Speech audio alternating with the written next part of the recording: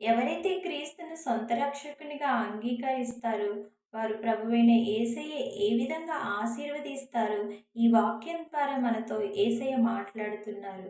మత్తయి సువార్త 16వ అధ్యాయం మనం ధ్యానించినట్లయితే, యేసుక్రీస్తు ప్రభువు వారు తన శిష్యులను జనులు నా గురించి ఏమనుకొనుచున్నారని అడిగినప్పుడు, వారు కొందరు బాప్తిసమిచ్చు యోహాననియు, కొందరు ఏలియా అనియు, కొందరు ఇర్మియా అనియు, లేక ప్రవక్తలలో ఒకడనియు చెప్పుకొనుచున్నారని.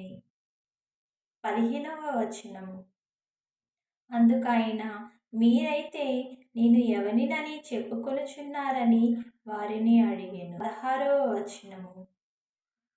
అందుకు సీమోను పేతురు, నీవు సజీవుడవగు దేవుని కుమారుడవైన క్రీస్తువని చెప్పెను. అప్పుడు యేసయ్య ఏ విధంగా అయితే పేతురును ఆశీర్వదించారు. 17వ వచనము.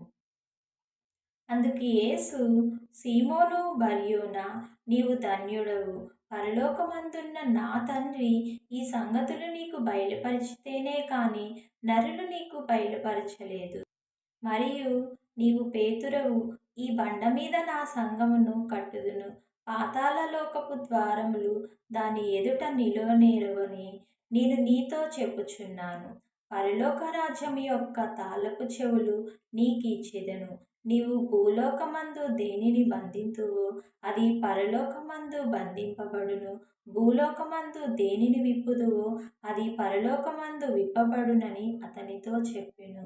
ఈ వాక్యం ద్వారా యేసయ్య పేతురుని ఏ విధంగా అయితే ఆశీర్వదించారో, అదేవిధంగా ఈ లోకంలో దేవుని ఎవరైతే సొంత రక్షకునిగా అంగీకరిస్తారో వారిని కూడా అదే విధంగా ఆశీర్వదిస్తారని ఈ వాక్యం ద్వారా మాట్లాడుతున్నారు. కాబట్టి మనము కూడా ఈ లోకంలో దేవుని సజీవుడైన క్రీస్తు అని ఒప్పుకొనుచు ఆయన ఇచ్చేటువంటి ఆశీర్వాదాలను పొందుకునే బిడ్డల వలె మనం ఉందామని ప్రార్థించుకుందామండి. వాక్యం ద్వారా మాతో మాట్లాడిన దేవాతి దేవ స్తోత్రాలు తండ్రి. మిమ్మల్ని ఎరుగక జీవించిన వారు ఏ విధంగా ఉంటారు తండ్రి.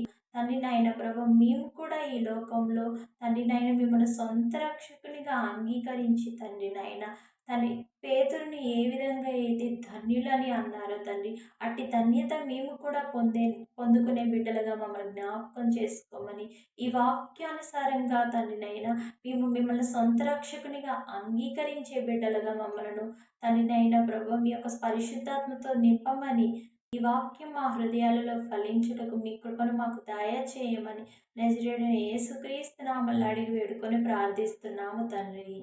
ఆమేన్.